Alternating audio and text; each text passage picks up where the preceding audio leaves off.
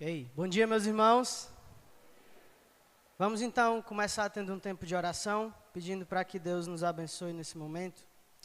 Oremos. Senhor, muito obrigado, Pai, pelo privilégio de estarmos aqui na Tua casa, no dia do Senhor, para aprendermos mais sobre a Tua palavra. Que o Senhor fale conosco nessa manhã, que o que venhamos aprender aqui sirva para nossa mente e coração. Que possamos viver de acordo com a Tua palavra, amar a Tua palavra, e saberemos que estaremos amando ao Senhor. Ser conosco nessa manhã é o que te pedimos em nome de Jesus. Amém. Amém, meus irmãos? Tá dando para ver aí? Essa é a segunda aula sobre Romanos. Nós já vimos a introdução do livro, já vimos os objetivos da epístola, e eu tive tempo de falar sobre algumas perspectivas sobre Paulo. E hoje a gente finaliza vendo capítulo a capítulo. A gente até viu os dois primeiros, mas eu vou aproveitar inclusive para fazer uma revisão e trazer um esboço do livro de Romanos para os irmãos. Qual é o objetivo nessa manhã? É que você tenha pelo menos em mente algum texto, algum assunto, alguma referência em cada capítulo do livro, e que isso possa ajudar você a ter o livro na mente, poder fazer uma estrutura dele, pensar sobre ele, aconselhar usando o livro de Romanos, que isso possa ajudar também no seu devocional, estudo bíblico, tudo. Então, em alguns capítulos, eu meio que esbocei o capítulo, em outros eu trouxe apenas textos-chave, os textos importantes, que ressaltam, digamos assim. Mas a proposta é essa, se você estiver anotando aí, cada capítulo nós vamos ver algumas informações básicas, que se alguém te perguntar, o que é que diz tal capítulo de Romanos? Você já lembra disso. E aí eu vou fazer o seguinte, primeiro eu vou perguntar para vocês, vou ouvir de vocês, se vocês têm algum texto do capítulo de Romanos específico que a gente está vendo, não precisa necessariamente ser o que eu trouxe aqui, e aí você contribui com a aula, tá bom? Porque às vezes a gente tem algum texto que marca a gente, e aí se você quiser compartilhar também, os microfones já vão estar à disposição, tá bom? Então, o esboço do livro fica basicamente dessa forma. Isso aqui não é algo engessado, alguns vão discordar, vão modificar um pouquinho, mas eu trouxe esse aqui para os irmãos já terem uma noção. Os 5 primeiros capítulos, Paulo vai falar sobre pecado e justificação pela fé. É basicamente o que a gente tem visto nas exposições de domingo à noite de Romanos. Os 3 primeiros capítulos ele gasta para falar sobre a depravação humana, sobre o pecado que recai sobre judeus e gentios. Capítulo 4 fala sobre Abraão, né, já estou dando algumas pistas aqui. E o capítulo 5 ele vai falar sobre a justificação pela fé, que ele também cita no capítulo 3. Capítulos 6 a 8, santificação e glorificação. A ideia é, uma vez que agora nós estamos justificados diante de Deus, o que fazer? O que fazer diante de um Deus que já me justificou?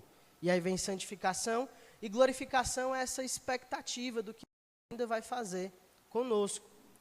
Os capítulos 9 a 11, confesso para vocês que eu tenho uma queda por eles, eu sou apaixonado pelos capítulos 9 a 11.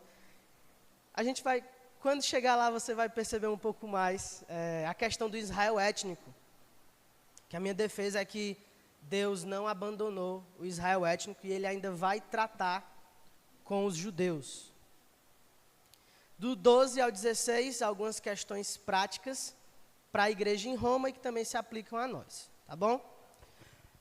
Então, antes de eu passar o slide, que a gente já vai para o capítulo 1, alguém quer ler algum texto? Você quer citar alguma referência de Romanos 1 que marca você? Pode ficar à vontade, tá bom?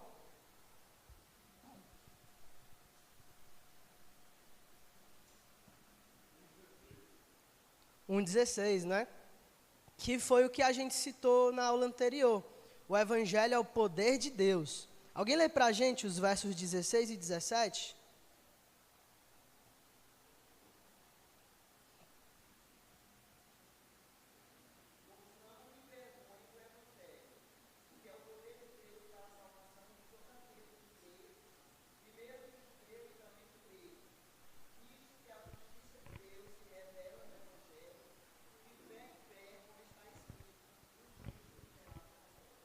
Amém. A gente até viu que foi à luz de velas que Lutero leu isso aqui e as escamas caíram dos seus olhos e ele teve um encontro com o Deus que justifica. Outro ponto que eu coloquei é a depravação dos homens, dos versos 18 ao 23. Não vamos ler tudo aqui, mas deixa eu ler o verso 21. Porquanto, tendo conhecimento de Deus, não o glorificaram como Deus, nem lhe deram graças. Antes se tornaram nulos em seus próprios raciocínios, obscurecendo-lhes o coração insensato. Pula para o 23. E mudaram a do Deus incorruptível em semelhança da imagem de homem corruptível, bem como de aves, quadrúpedes e répteis. Isso aqui encerra todos debaixo do pecado. Judeus e gentios são idólatras. Os judeus, por mais que não parecesse, né, por eles terem um contato maior com a palavra de Deus, alguns profetas vão acusá-los de idolatria também. É isso que Deus fala para Ezequiel, né? Esses homens levantaram seus ídolos no seu coração.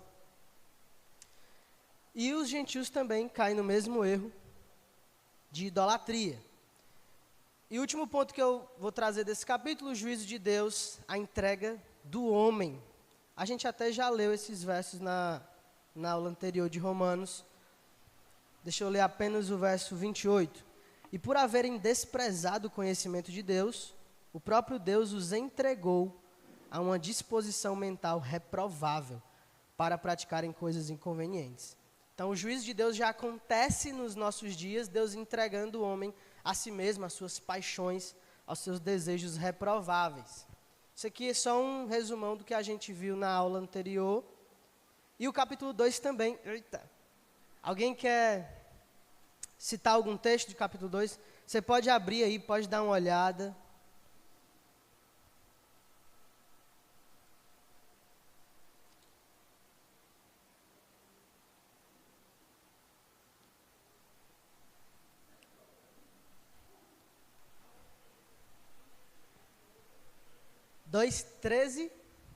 Deixa eu ler aqui o 2,13. Porque os simples ouvidores da lei não são justos diante de Deus, mas os que praticam a lei hão de ser justificados. Esse texto é muito legal, que ele mostra que a lei serve desse parâmetro aqui. Não apenas ouvidor da lei, mas praticante. E todos caem nisso, né? Porque todos transgridem a lei de Deus. Essa, inclusive, é a acusação que Paulo faz dos judeus. Você diz que ama a lei de Deus, mas você a quebra. Então você se torna culpado como os outros. Mais algum? 15? 2, 5 e 6. Ah, pois se quiser ler aí pra gente, pode ler. 2, 5 e 6. Mas segundo a tua dureza e coração impenitente, acumulas contra ti mesmo ira para o dia da ira e da revelação do justo juízo de Deus, que retribuirá a cada um segundo o seu procedimento. Amém. Muito bom também, né? Os que eu anotei aqui, os gentios estão sob condenação, e aí a gente leu até o verso 1, né? Deixa eu ler o verso 12. Assim, pois, todos os que pecaram sem lei, também sem lei pecarão, e todos os que com lei pecaram, mediante lei serão julgados. Aqui Paulo está diferenciando entre judeus e gentios, né? Os judeus tinham a lei e quebraram. Os gentios, apesar de não terem a lei, a Torá, o Antigo Testamento, eles tinham a lei de Deus disponível, porque Deus coloca essa lei no coração deles. Então, quando eles quebram essa própria lei, aí eles vão ser julgados dessa forma. Por isso todos são indesculpáveis.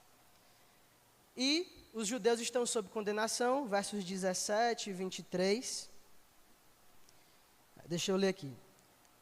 23. Tu que te glorias na lei, desonras a Deus pela transgressão da lei? Que Paulo está seguindo uma série de argumentos para mostrar o pecado dos judeus. E lembra, por que é importante ele estar falando desses dois grupos? Porque a igreja em Roma era composta por judeus e gentios. E ele estava colocando todos no mesmo patamar de igualdade, que é de pecado. E o verso 29 é a diferença entre a circuncisão da carne e a circuncisão do coração. Alguém lê para a gente?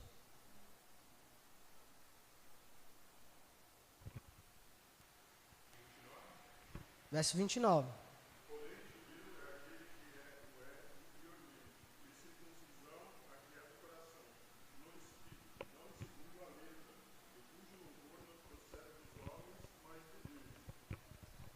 Só um cuidado que a gente tem que ter com esse texto, não é que Deus está dizendo que agora a igreja é o Israel, né? Que a igreja substitui Israel no plano de Deus. Ele está dizendo que se você quiser obedecer a Deus, você vai guardar a lei no coração e você vai ser circuncidado de coração. Porque essa, inclusive, é a argumentação que Jesus faz contra os fariseus, que João Batista também faz, quando os fariseus que são filhos de Deus só pelo fato de serem da descendência de Abraão. E o argumento de Jesus é, Deus pode levantar, suscitar a descendência de Abraão das pedras, né? Então, o ponto aqui principal é que se você quer de fato ser fiel a Deus, você vai ser circunciso de coração. A gente teve até uma aula sobre leis, alianças e dispensações, que eu trouxe um quadro para vocês, mostrando exatamente isso. O verdadeiro servo de Deus é aquele que está com o coração transformado. Isso vem de dentro para fora. E não apenas uma marca no corpo. Ok, capítulo 3. Alguém quer ler algum texto? Esse aqui tem alguns bem famosos, né? 1 ao 12, é? 1 ao 12, é? Primeiro? Não, capítulo 3. É se tiver algum texto que lhe chame a atenção. Ainda não fui para o slide do 3, não.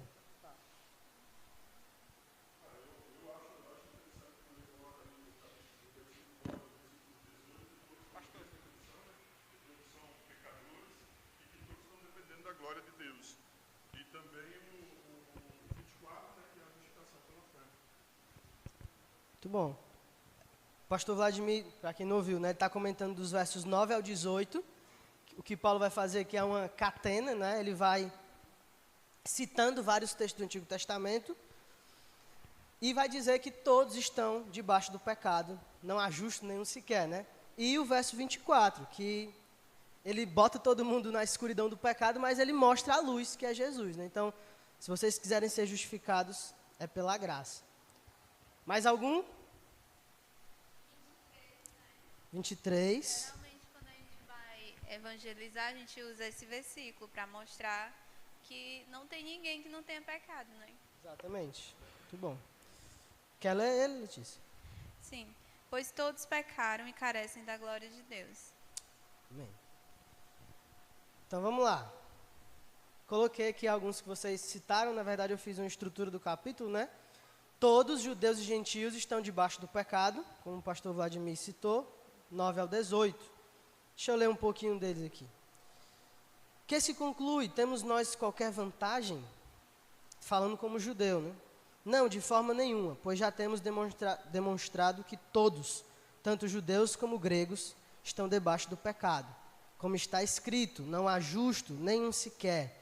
E aí ele vai citando os textos do Antigo Testamento. Por que é importante ele citar os textos do Antigo Testamento? Para refutar os judeus. Ele está refutando os judeus no texto deles. Então, Paulo está dizendo, eu não estou tirando isso da minha cabeça. E a justificação pela fé em Jesus, dos versos 21 ao 26. Deixa eu ler aqui a partir do 24. Sendo justificados gratuitamente por sua graça, mediante a redenção que há em Cristo Jesus, a quem Deus propôs no seu sangue, como propiciação mediante a fé, para manifestar sua justiça. E aí ele segue, no mesmo texto, Paulo vai dizer que Deus é justo e justificador.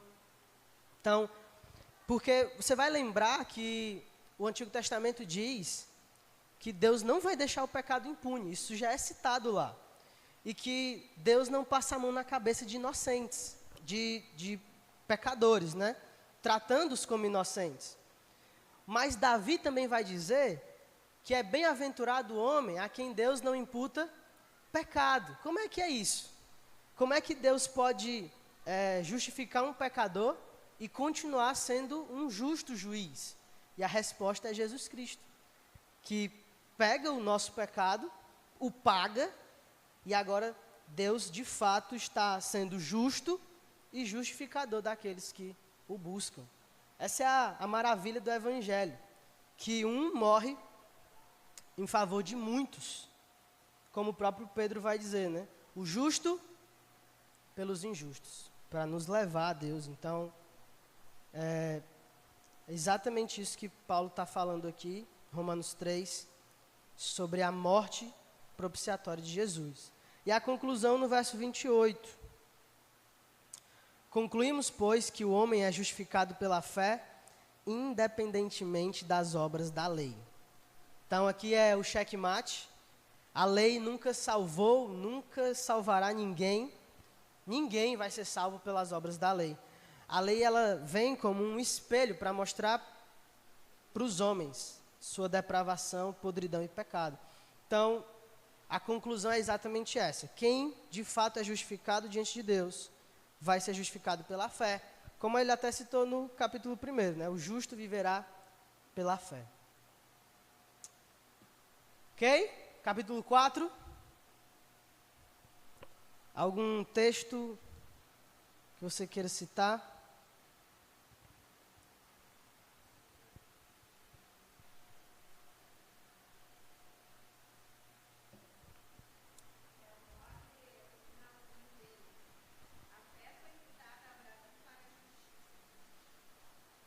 A fé foi imputada a Abraão para a justiça.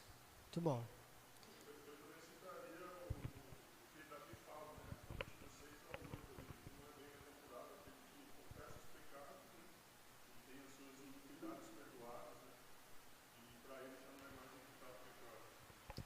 Amém. E Davi poderia...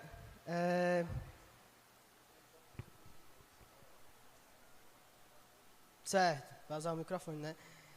Inclusive, esse texto que o pastor Vladimir citou, né, 7 e 8, Davi não fala como alguém que só ouviu falar, né? Ele fala por experiência. Olha, eu fui perdoado por Deus. Eu confessei o meu pecado, fui perdoado por Deus e Deus não imputa o pecado a mim.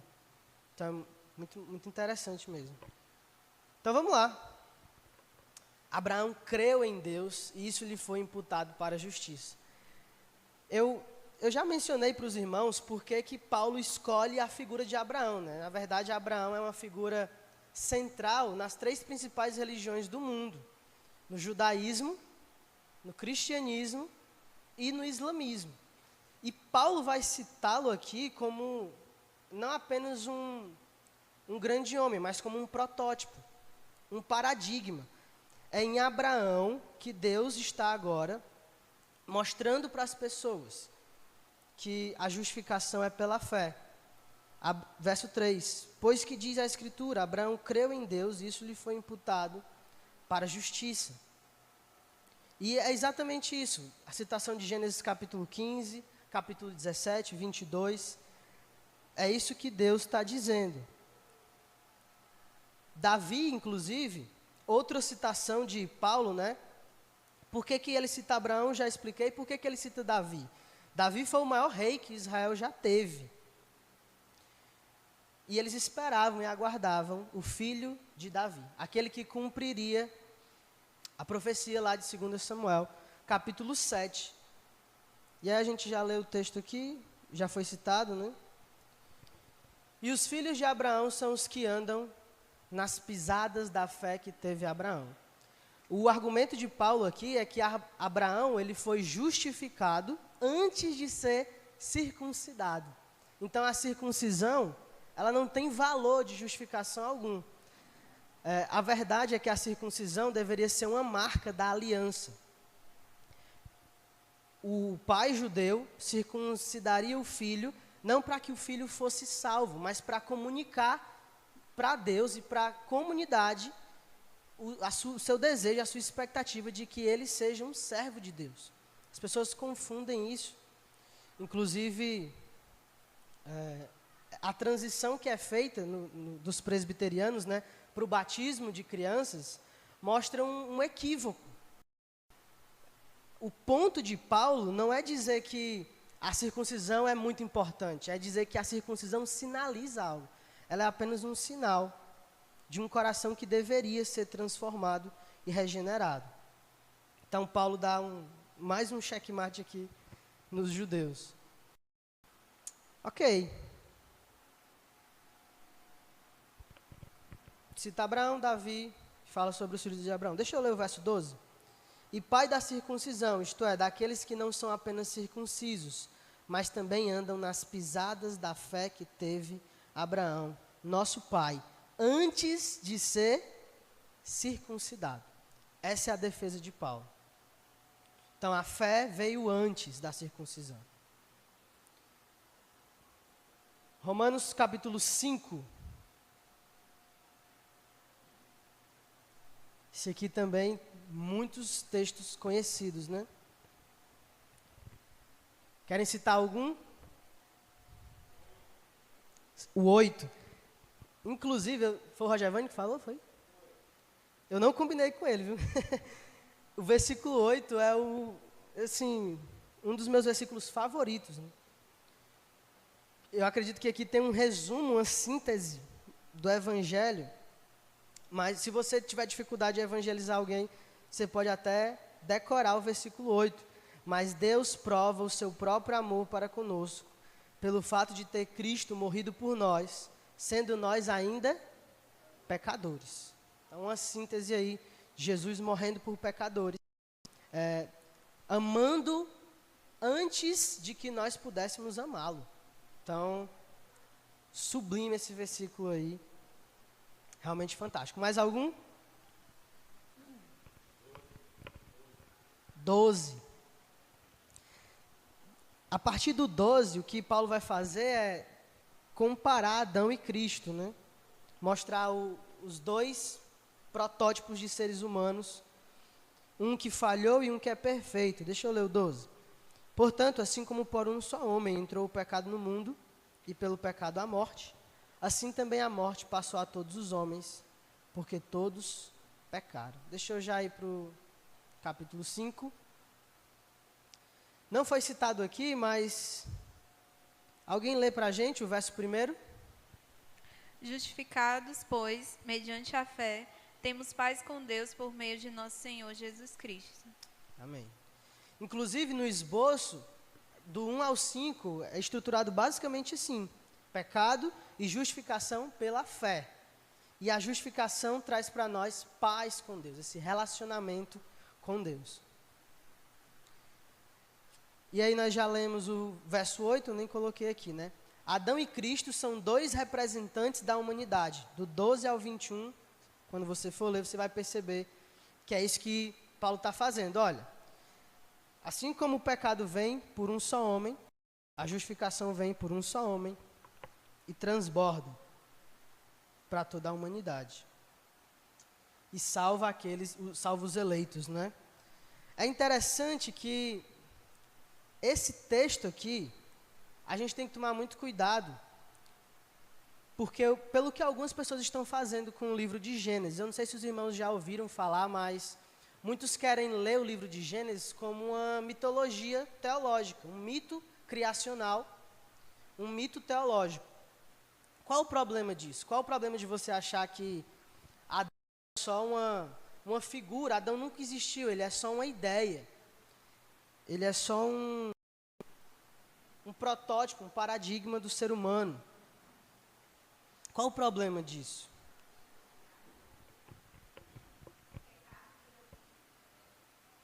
Porque aí você vai começar a querer alegorizar muitas outras coisas, né? É claro que no livro de Gênesis tem eventos que para nós são impressionantes. Você vai concordar comigo.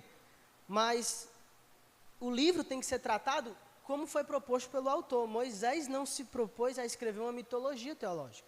Ele se propôs a escrever uma narrativa, declarando exatamente como ocorreram os fatos. E outro ponto é que, se você considerar Adão como uma criatura mitológica, como um ser que não existiu, qual o risco que você pode cair aqui? De considerar Cristo da mesma forma. Porque Paulo coloca Adão e Cristo em comparação. Se você abrir mão da historicidade de Adão, qual o risco que você está correndo? Abrir mão da historicidade de Cristo. Isso é muito perigoso. E o próprio Jesus, quando citou o Pentateuco, ele não citou o Pentateuco como mitologia. No livro de Êxodo também, quando o próprio Moisés vai falar sobre os mandamentos, e Deus vai dizer isso para eles, ele trata como história de fato. Principalmente, lembra aí quando vai dar o mandamento do sábado, do descanso? Porque 6 dias Deus usou para fazer o mundo, no 7º descansou. Ele não está alegorizando as coisas. Então, muito cuidado com isso, meus irmãos. Quando vocês ouvirem coisas do tipo, Gênesis deve ser visto como mitologia, você já liga o alerta se aí tem algum problema. E é interessante porque as bases das Escrituras, elas são feitas em Gênesis. Se você abrir mão dessa base, você corre o risco de estar abrindo mão do cristianismo. E o outro verso, onde abundou o pecado, superabundou a graça, está lá no verso 20. Sobreveio a lei para que avultasse a ofensa, mas onde abundou o pecado, superabundou a graça. Fantástico. Então, as obras de Adão e Cristo, por mais que sejam semelhantes, não podem ser comparadas, porque a de Cristo supera e muito, ela superabunda, né?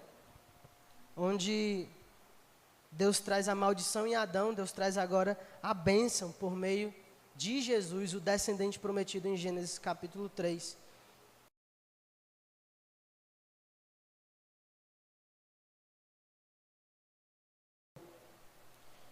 Capítulo 6.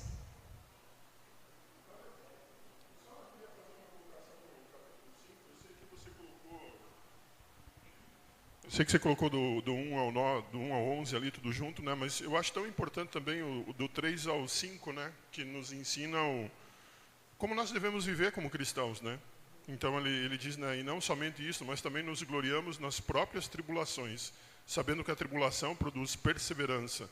E a perseverança, experiência, e a experiência, esperança. Ora, a esperança não confunde, porque o amor de Deus é derramado em nosso coração pelo Espírito Santo que nos foi outorgado, né? Então, mediante todas as dificuldades, o nosso viver cristão tem que ser dessa forma, né? Eu acho muito legal esse texto também. Muito legal. Amém. Ok. Capítulo 6. 23 é o...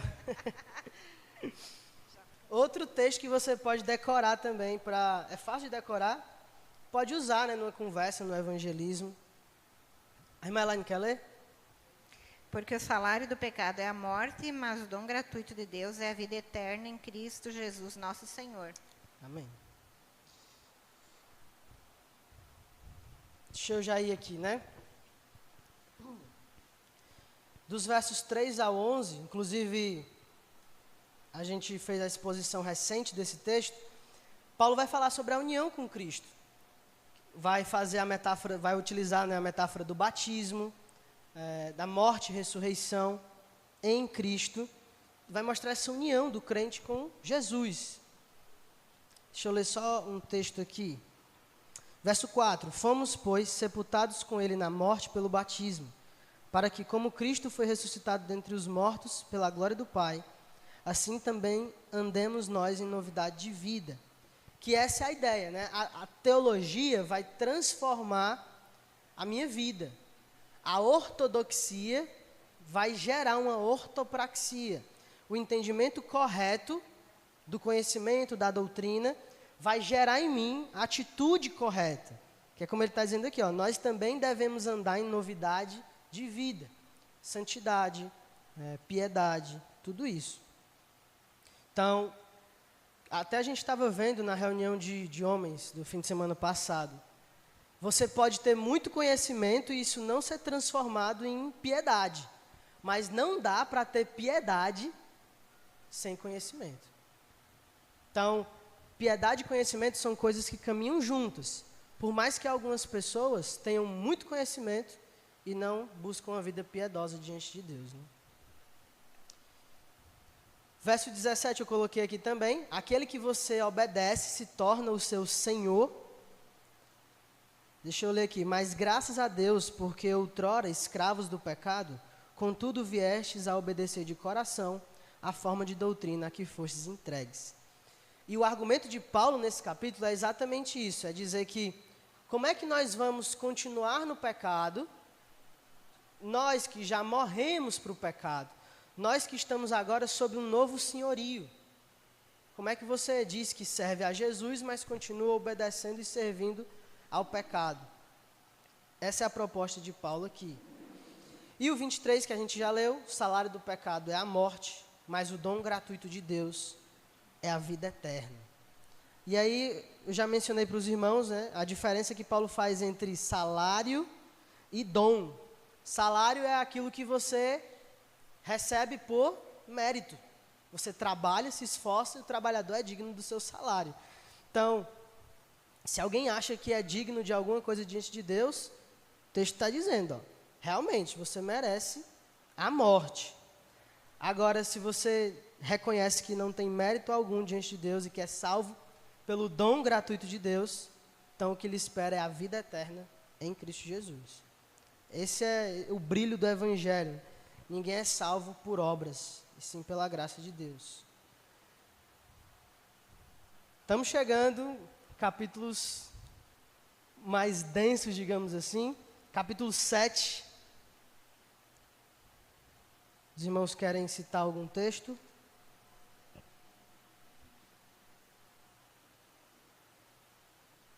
Deixa eu colocar logo aqui. Os 6 primeiros versos, Paulo está fazendo analogia do casamento. A gente já citou isso. E ele vai mostrar que mortos para a lei em uma nova aliança com Cristo, é exatamente a tônica aqui. A mulher que é viúva, né, tem um marido que já faleceu, ela agora não tem mais nenhuma aliança com ele, porque o casamento é até que a morte separe. E aí Paulo vai usar exatamente essa analogia para dizer, nós já morremos para o pecado, não temos mais aliança com esse antigo Senhor, estamos agora em uma nova aliança com Cristo. Deixa eu ler o verso 6. Agora, porém, libertados da lei, estamos mortos para aquilo a que estávamos sujeitos, de modo que servimos em novidade de espírito e não na caducidade da letra. Só tomar um cuidado, e já é o meu segundo ponto, né? Para você não achar que Paulo está argumentando contra a lei. Não, ele está argumentando contra o uso inadequado da lei. A lei é boa, mas o propósito dela não é a salvação. Dos versos 7 ao 12, isso vai ficar mais claro. E aí tem um texto difícil, começa ali do verso 13 até o 25, que é o eu de Romanos 7. Não sei se, talvez alguns irmãos já ouviram falar, mas é um texto muito debatido. Quem seria esse eu de Romanos 7? Vou dar algumas opções para os irmãos, tá? E eu vou deixar para... Estou pensando se eu deixo suspense até quando a gente for expor esse texto. As opções. O eu de Romanos 7 é um ímpio. É alguém que não conhece a Deus. Deixa eu ler aqui o verso 14. Ó. Porque bem sabemos que a lei é espiritual. Eu, todavia, sou carnal, vendido à escravidão do pecado. Então, alguns vão argumentar. Isso aqui não pode estar falando de um crente. Está falando de um ímpio. Verso 18, ó, lá na metade. Em mim, isto é, na minha carne, não habita bem nenhum. E no final do 25, né, mas segundo a carne da lei do pecado. Outros vão dizer, não, esse texto aqui, o eu é um crente. Paulo está falando de um cristão. Deixa eu ler alguns textos que eles vão argumentar nesse sentido. Verso 22. Porque no tocante ao homem interior tenho prazer na lei de Deus. Verso... E aí tem o 25 no final, né? Graças a Deus por Jesus Cristo, nosso Senhor, de maneira que eu de mim mesmo com a mente sou escravo da lei de Deus. Eles vão dizer, um ímpio não é escravo da lei de Deus, mas segundo a carne da lei do pecado. O que é que vocês acham? Alguém tem alguma opinião?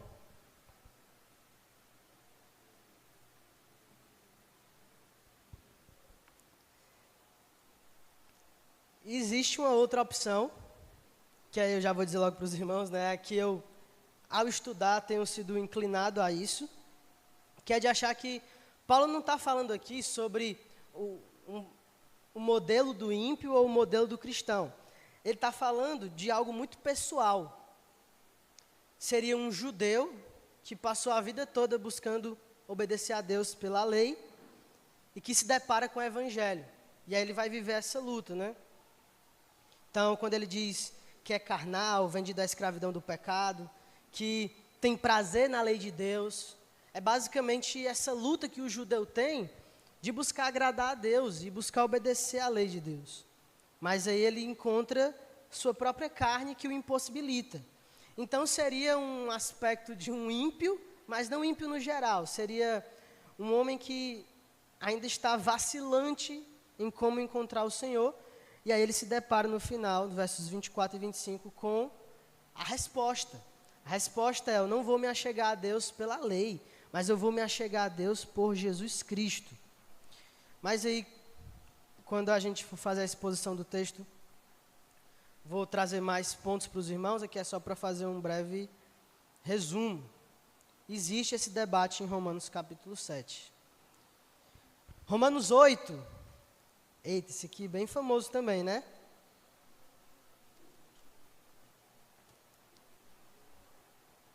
E aí?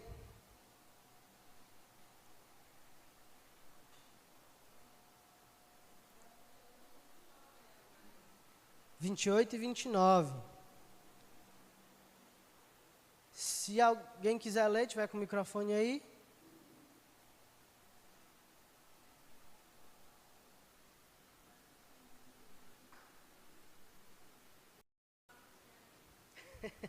Usado no aconselhamento bíblico, né? Sabemos que todas as coisas cooperam para o bem daqueles que amam a Deus, daqueles que são chamados segundo o seu propósito. Porquanto, aos que de antemão conheceu, também os predestinou para serem conformes à imagem de seu Filho, a fim de que ele seja o primogênito entre muitos irmãos. E aí, vou até pedir para a Letícia ler o verso 30 também, que aqui tem o que alguns teólogos vão chamar de ordo salutis, a ordem da salvação. Não tem tudo, mas Paulo vai dando pistas. Ó. Pode ler, Letícia. E aos que predestinou, a esses também chamou.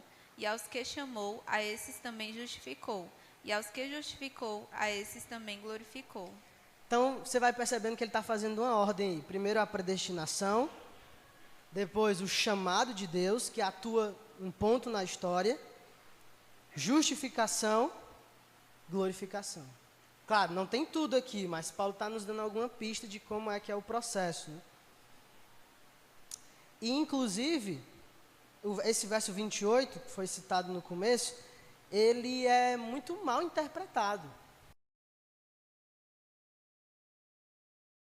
Para o nosso bem, não está dizendo que só vão acontecer coisas boas, né? E que Deus vai nos livrar de tudo que é ruim.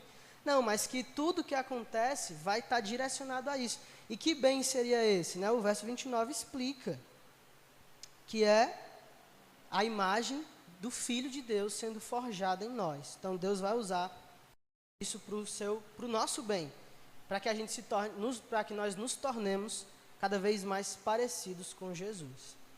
Então é isso que Deus está fazendo. Outro texto, verso 1, né? Tem até uma música muito famosa. Sempre que a gente canta, vem logo o texto à mente. O 15 também é bem interessante, Thales. Pode ler aí, Cláudio. Porque não recebestes o espírito de escravidão para viverdes outra vez, atemorizados, mas recebestes o espírito de adoção, baseados no qual clamamos, Abba, Pai. Amém. E já que tu está aí, pode ler o 17 também, que é a ideia de filiação também. Ora, se somos filhos, somos também herdeiros, herdeiros de Deus e co-herdeiros com Cristo. Se com Ele sofremos, também com Ele seremos glorificados. Amém.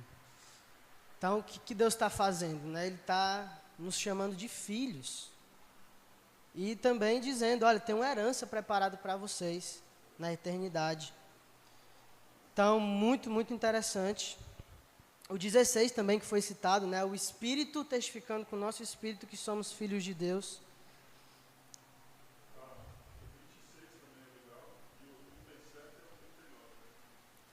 26. Também o Espírito, semelhantemente, nos assiste em nossa fraqueza, porque não sabemos orar como convém. Mas o mesmo Espírito intercede por nós sobremaneira, com gemidos inexprimíveis, que é a atuação da terceira pessoa da Trindade. E o pastor citou também 37 ao 39, né? Que é o final. Vou deixar para ler, para a gente finalizar esse capítulo, mas, como eu estava citando o verso 1, nenhuma condenação há para aqueles que estão em Cristo Jesus. Isso, toda pessoa que já passou por isso, que já foi regenerada, já sentiu esse fardo sair de suas costas, né? Não há mais nenhuma condenação. É a liberdade agora que o cristão tem de viver para a glória de Deus, para servi-lo. Não pensando em tenho que fazer isso para conseguir dar um passo ou para subir mais um degrau nessa busca pela salvação. Não, já somos salvos. E agora servimos a Deus livremente. Quando esse fardo sai dos seus ombros, que as escamas caem, você consegue de fato viver para a glória de Deus. E aí já citamos 17 e os versos 38 e 30. Vamos ler a partir do 37, né? Nada poderá nos separar do amor de Deus. Alguém pode ler para a gente? A partir de qual, tá? A partir do 37. Em todas estas coisas, porém, somos mais que vencedores por meio daquele que nos amou. Porque eu estou bem certo de que nem a morte, nem a vida, nem os anjos, nem os principados, nem as coisas do presente, nem do porvir, nem os poderes, nem a altura, nem a profundidade, nem qualquer outra criatura poderá separar-nos do amor de Deus, que está em Cristo Jesus, nosso Senhor. Amém.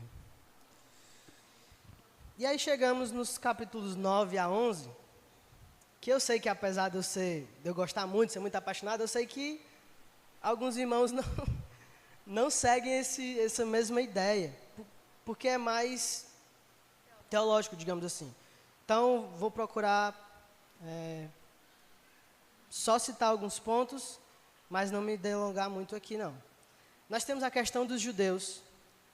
No capítulo 9, dos versos 11 ao 18, a argumentação de Paulo é que a salvação pertence ao Senhor. E aí nós temos textos famosos como não depende de quem quer nem de quem corre. Quando ele cita o que ele faz com Faraó, que ele endurece o coração de Faraó. E o verso 18 conclui, logo tem ele misericórdia de quem quer e também endurece a quem lhe apraz. E essa é a resposta definitiva, meus irmãos. Alguns vão querer acusar Deus de ser injusto, de ser parcial. A resposta é essa. A salvação pertence ao Senhor. Deus usa de misericórdia para quem Ele quiser. E nós o louvamos e o agradecemos, porque Ele usou de misericórdia para conosco. E nos versos 30 ao 33, vai falar sobre a rejeição de Israel para com Deus. E vai mostrar que isso faz parte do plano eterno de Deus. Israel não pegou Deus de surpresa. Esse texto é uma citação de Isaías capítulo 8 e capítulo 28. Foi o texto que eu usei na minha monografia para mostrar que Deus não rejeitou Israel em definitivo. Deixa eu ler com vocês. Que diremos, pois, que os gentios que não buscavam a justificação vieram alcançá-la? Todavia que decorre da fé. Israel, que buscava a lei de justiça, não chegou a atingir essa lei? Por quê? Porque não decorreu da fé, e sim como que das obras. Tropeçaram na pedra de tropeço, como está escrito, eis que ponho em Sião uma pedra de tropeço e rocha de escândalo, e aquele que nela crê não será confundido. A minha defesa, que eu acredito que Paulo está fazendo aqui, é mostrar Jesus como essa pedra angular, que para alguns é eleita e preciosa, para Deus é eleita e preciosa, e alguns vão olhar para ela e vão ser edificados nela, vão ser forjados nela. Mas outros vão olhar para essa pedra que Deus preparou e vão tropeçar, e vão cair. E o fato de rejeitarem o Messias não significa dizer que o plano de Deus falhou. Isso já estava prescrito há muito tempo por Isaías. E o capítulo 10 e 11 vai mostrar que Deus ainda vai tratar com Israel étnico. Mas, enfim, eu disse que não ia me delongar muito. O capítulo 10. Isso. Sim, no 13, né? Amei a Jacó, me aborreci de Esaú. Então é a eleição, a salvação pertence ao Senhor, né?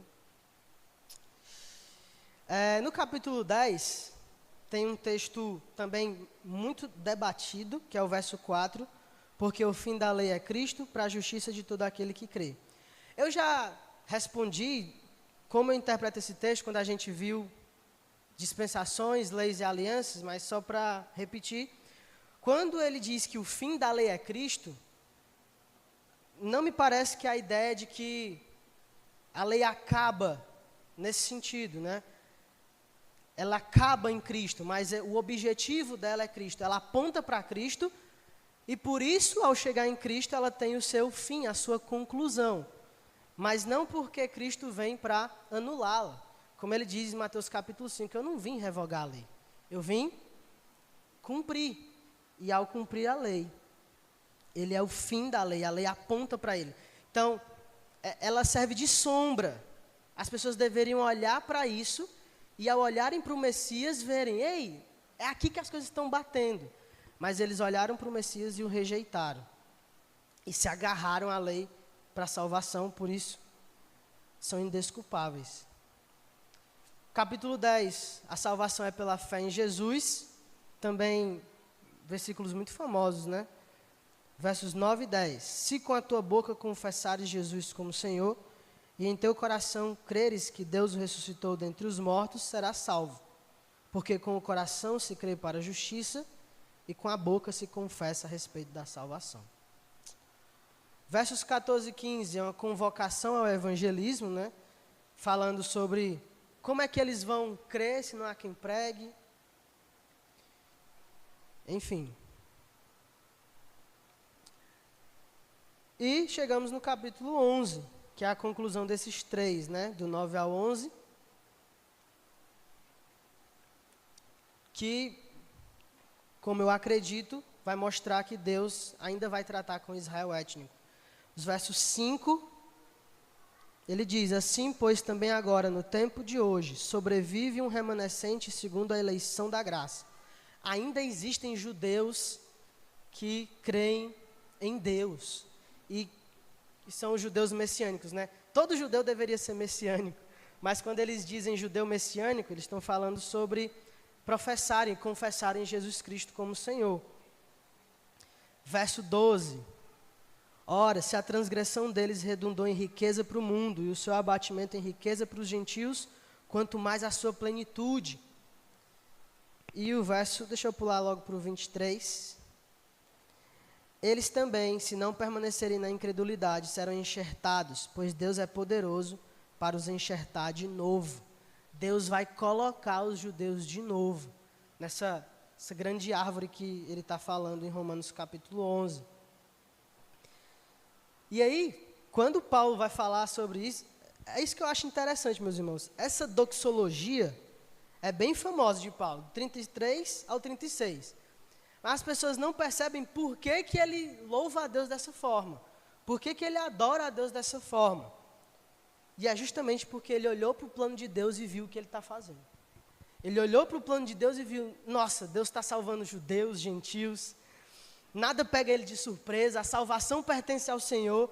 E aí ele dá um brado de vitória, de alegria e glorifica a Deus. Então sempre que você for ler agora ou recitar, tem até uma música, né? Que cita os versos 33 ao 36, lembre disso. Deus está sendo adorado por quem Ele é e pelo que Ele faz. Então, não foi do nada aqui que Paulo puxou essa adoração. É baseada, está linkada à teologia e teologia profunda. Deus encerrou a todos na desobediência, a fim de usar de misericórdia para com todos. É isso que ele diz nos versos 30 e 31. Judeus e gentios estão debaixo do pecado e Deus vai usar de misericórdia para com quem Ele quiser. E dos versos 33 ao 36 é a doxologia que eu estava citando. Alguém quer ler para a gente?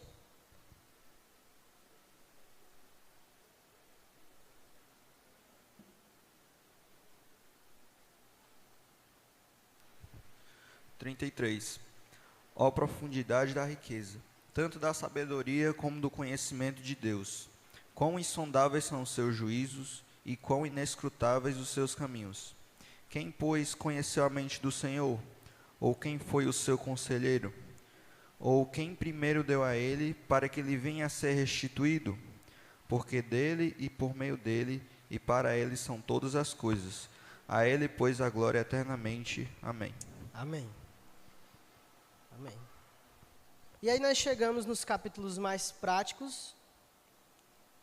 No capítulo 12, vai falar sobre o culto racional a Deus, né, os 2 primeiros versículos. Rogo-vos, pois, irmãos, pelas misericórdias de Deus, que apresenteis o vosso corpo por sacrifício vivo, santo e agradável a Deus, que é o vosso culto racional. E não vos conformeis com este século, mas transformai-vos pela renovação da vossa mente, para que experimenteis qual seja a boa, agradável e perfeita vontade de Deus. Deus está dizendo, olha, o culto é a entrega do corpo de vocês para serviço. E esse é um culto racional, tá? E aí, nos versos 3 ao 8, nós temos a questão dos dons. Essa é a lista dos dons, né, que é muito famosa. Inclusive, a gente tem visto, já está com tempo, né, nos domingos com o pastor Clesiano, e ele cita 4 listas dos dons, essa é uma delas. Então, vou pular ela, tá? Dos versos 9 ao 21, nós temos alguns práticos, né?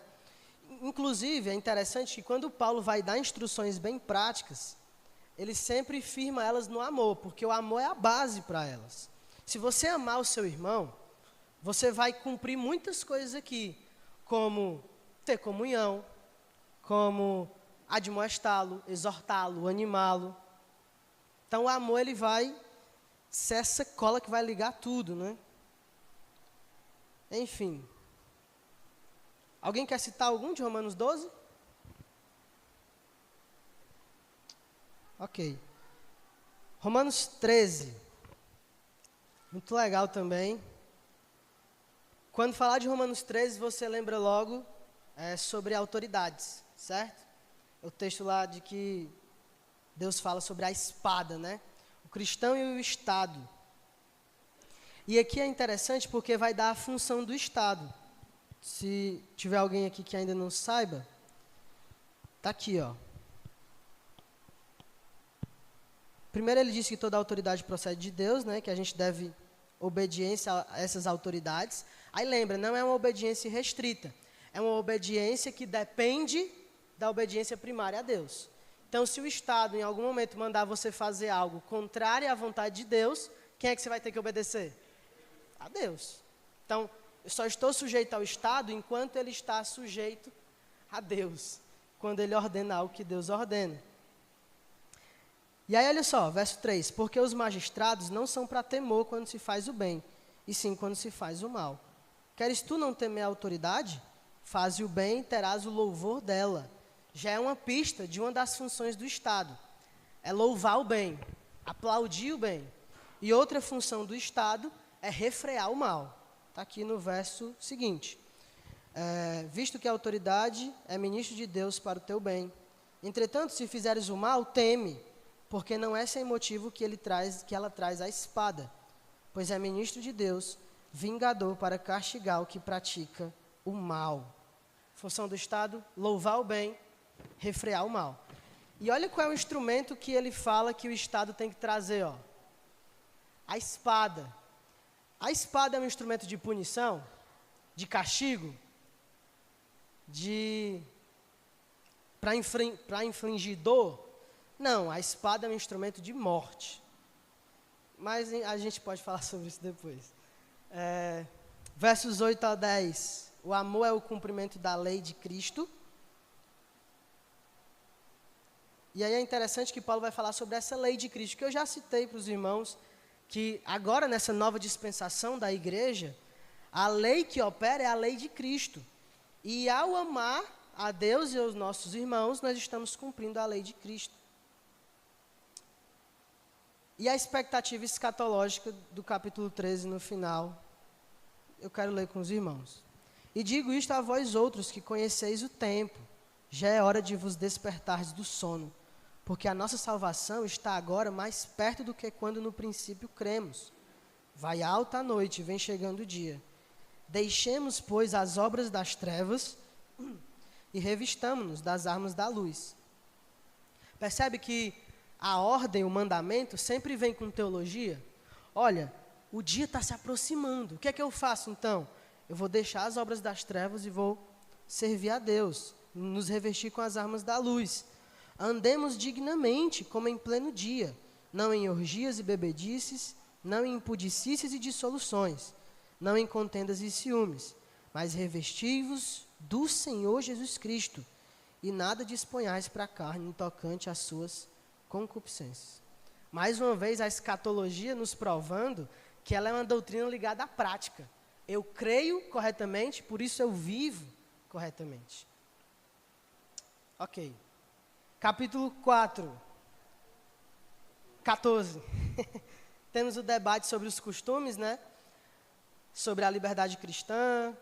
Acredito que o pastor Clesiano também já citou esse capítulo quando ele falou sobre questões adiáforas, que são questões de opiniões e que não está muito fechado nas escrituras. Dois cuidados que eu anotei aqui para a gente. Cuidado para não levar o irmão a pecar, a ideia do escandalizar, né? E o cuidado para não condenar o que Deus não condenou. A gente tem que tomar cuidado com isso, porque já pensou você dizer algo que Deus não disse? Ou não dizer algo que Deus disse? Perigoso. Não separei nenhum versículo específico, mas está aqui o verso 12 que eu tinha sublinhado. Assim, pois, cada um de nós dará contas de si mesmo a Deus.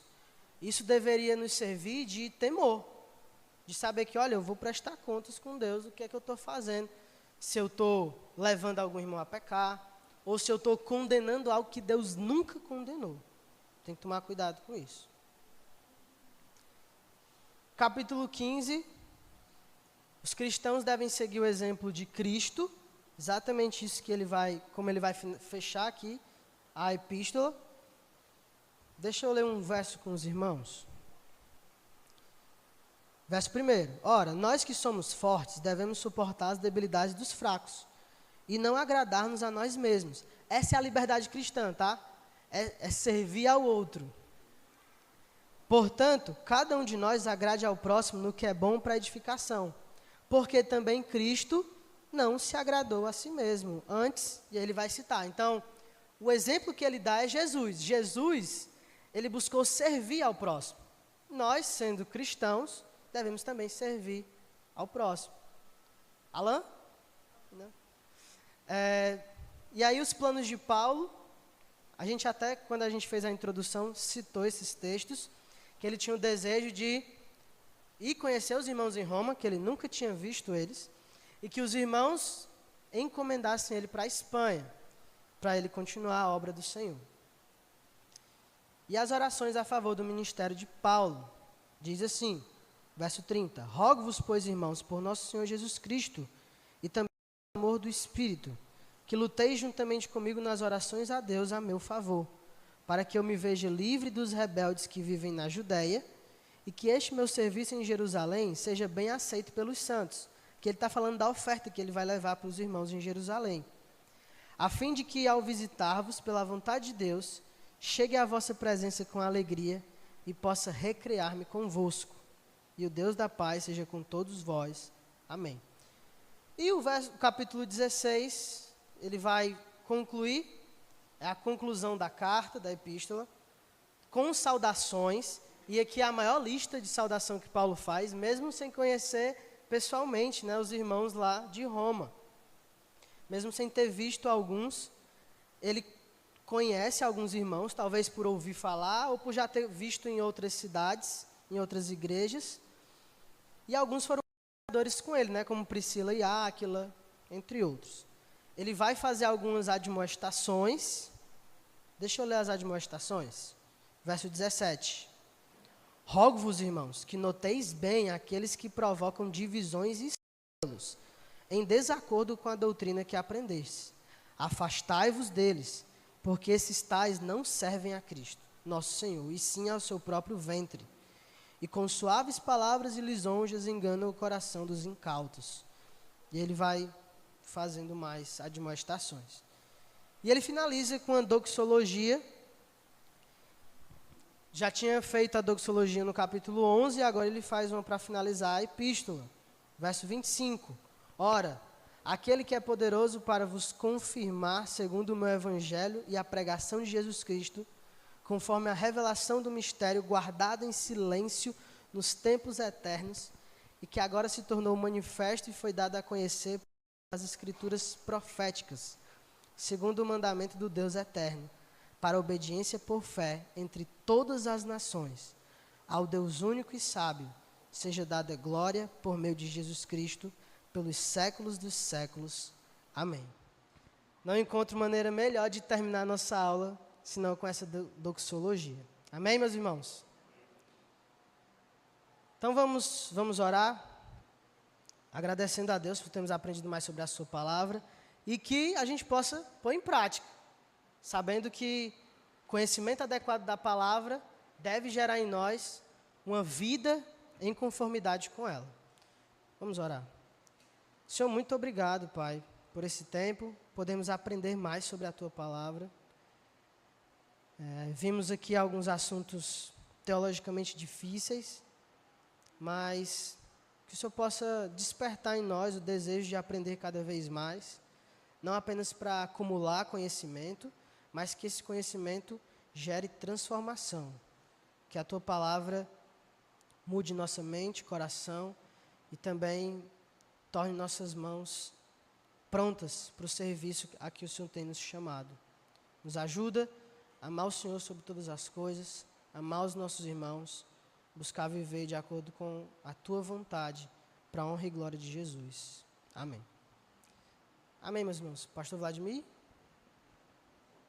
Pronto. À noite, às 18 horas, teremos o nosso culto. Estamos despedidos.